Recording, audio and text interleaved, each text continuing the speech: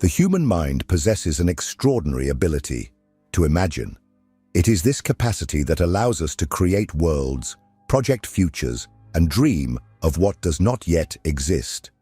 But what should be a tool for creation and transformation has become, for many, a seductive trap. Fantasy today occupies the place that once belonged to religious faith, collective purpose, or even direct confrontation with reality. It has become an emotional refuge, a psychological crutch, a perfectly accepted and even encouraged drug in a culture that values appearance more than effort, projection more than confrontation, and ideal more than real. Jean-Paul Sartre, in Being and Nothingness, accurately describes the functioning of this trap. He explains that imagination has the power to unrealize the world. In other words, when we imagine something, we are, in a way, denying what is, the world as it truly is, to project what we wish it were.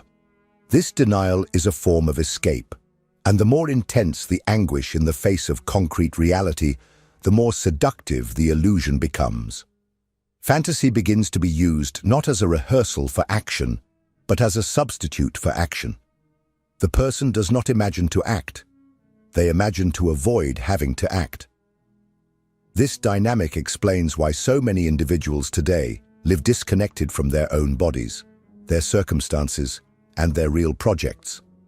Instead of putting their feet on the ground and dealing with the frustration, rejection, and imperfection of concrete life, they prefer to mentally inhabit scenarios where everything happens as they wish.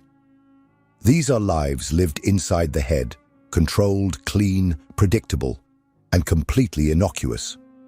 There is no real growth because there is no friction. There is no evolution because there is no confrontation with the unpredictable. There is no experience because there is no presence. This substitution of real life for imaginary life is addictive because it offers an instant reward, the pleasure of feeling accomplished, even if only in thought. And like any drug, it is seductive, anesthetizing, and, in the long run, destructive. The person who lives in fantasy loses the ability to tolerate frustration, to sustain doubt, to take risks. They become dependent on mental comfort and averse to reality.